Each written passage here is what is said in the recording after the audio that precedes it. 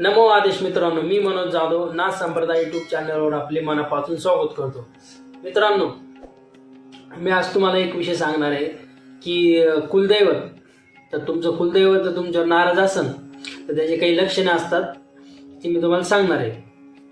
सर्वप्रथम हा व्हिडिओ कोणी माझा नवीन सबस्क्रायबर वगैरे बघत असेल तर चॅनलला सबस्क्राईब करा, जेणेकरून याच्यानंतरचा व्हिडिओ तुम्हाला लवकर प्राप्त होईल.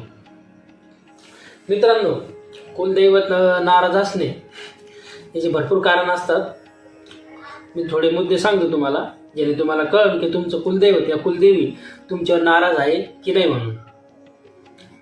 सर्वप्रथम म्हटलं गेलं ते आपण किती पैसा कमवतो, सरकारी ड्युटीला असो या बाहेर असो कुठं, पण पैसा वगैरे जास्त कमवत असेल तरी पण पैसा घरामध्ये टिकत नाही. तसा पैसा बाहेरून येईल, घरात तुम्ही आणशाल पैसा, पण तसा पैसा बाहेरच जातो. पैसा म्हणजे कसं जाऊ शकतो की घरामध्ये आजारपण, लहान मुले रडणे, त्यांचा दवाखाना करणे. दवाखाना कितीही करा, आराम तेवढ्यापुरतं तेवढा आणि डबल आहे ते चालू राहील, म्हणजे तुमचा खर्च असंच वाया जात राहील.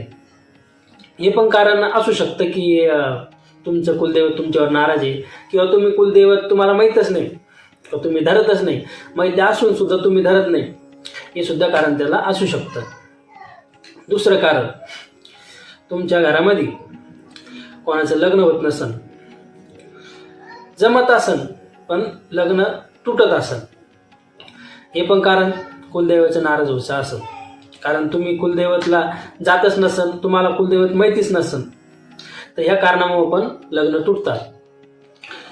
तर लग्न जमवायचं असेल तर तुम्हाला पहिलं तुमच्या कुलदेवी तुम्हाला माहिती करणे आणि तिथं जाऊन तुमची काय ती देवीची ओटी वगैरे असेल ती भरायची आहे.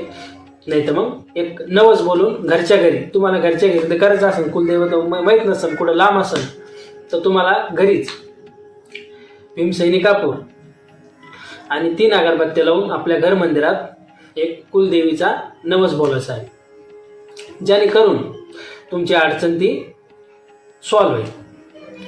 आणि जेणेकरून तुमची अडचण ती सॉल्व्ह झाली तर त्यानंतर पण असं नवस करायचं आहे की माझं लग्न झाल्यावर मी जोडीनं तुमच्या दर्शनाला येईल, तुमची ती अडचण सॉल्व्ह होऊन जाईल.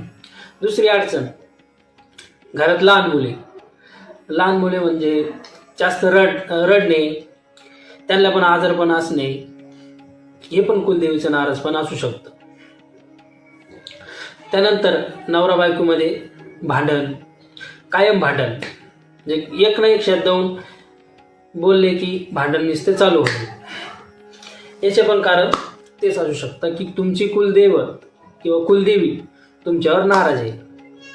तर मित्रांनो, तर तुमच्यासोबत असं होत असेल तर त्यावर मी एक उपाय देतो.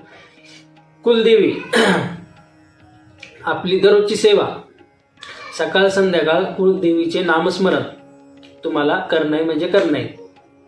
तुम्हाला अशी अडचण होत असेल मी सांगितल्याप्रमाणे, तर तुम्हाला तुमचं कुलदैवताला नामस्मरण किंवा भेट देणं आवश्यक आहे. आणि असं पण मित्रांनो की तुम्हाला तुमची कुलदेवी माहीतच नाही, तर माहिती कशी करावी. काही ठिकाणी सांगतात की ही येते म्हणून, तर त्यासाठी एक उपाय सांगतो मित्रांनो तुम्हाला मी. आपल्या घरमंदिरात 3 सुपाऱ्या घ्या. तेवढं तुम्हाला तुमच्या देवीचे नाव माहिती आहे तेवढ्या सुपाऱ्या घ्या, आपल्या देव मंदिरात ठेवा. त्या खाली तांदूळ आणि ती सुपारी, एक सुपारी त्या 3 तांदूळावर ठेवून द्यायची.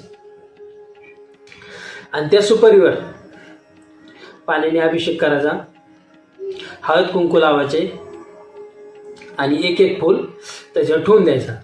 आणि त्या सुपारीला अलग अलग आपले तेवढं पण तुम्हाला ते माहिती आहे की आमची कुलदेवी ही आहे ती आहे, त्याप्रमाणे एका सुपारीला, त्या 3 सुपारीला कुलदैवतांचं तुमचं नाव द्यायचं आणि असं बोलायचं, हे कुलदेवी आम्हाला आमचं कुलदैवत माहीत नाही, तर आम्हाला कुलदैवत माहिती करून दे. आणि त्या सुपारीवर एक फूल ठेवून द्यायचं सकाळपर्यंत. हे सुपारीवरचं, कोणत्या पण सुपारीवरचं नाव फुल खाली पडलं तर आम्ही समजून जाईल की आमची कुलदैवत कोणी. आणि त्याच्या पहिलं तुम्हाला मित्रांनो त्या सुपारीला नाव देणं आहे, म्हणजे देवीचं नाव देणं आहे. ही सुपारी ह्या देवीची, त्या सुपारी त्या देवीची, जेणेकरून तुम्हाला कळलं की आपली कुलदैवत कोणती म्हणून. ते फुल त्यावेळेस पडल त्यावेळेस तुम्हाला तो इशारा भेटल की आपली कुलदैवत कोणती म्हणून. त्यानंतर त्या देवीला जाणे गरजेचं आहे. तिथून पुढं तुम्ही त्या कुलदैवताची सेवा करू शकता. चला तर मित्रांनो, आजच्यासाठी एवढंच. भेटूया नवीन व्हिडिओमध्ये. व्हिडिओ तुम्हाला आवडला असेल तर व्हिडिओला लाईक, शेअर, सबस्क्राईब नक्की करा. तुमच्यासाठी मी असेच नवीन नवीन व्हिडिओ असे घेऊन येतच राहील. आणि तुम्हाला मित्रांनो काही अडचण असेल, कोणत्या विषयावर तुम्हाला काही प्रश्न असेल, तुम्ही मला कमेंट बॉक्समध्ये नक्की विचारा. मी त्याच्यावर तुम्हाला नक्की मार्गदर्शन करेन.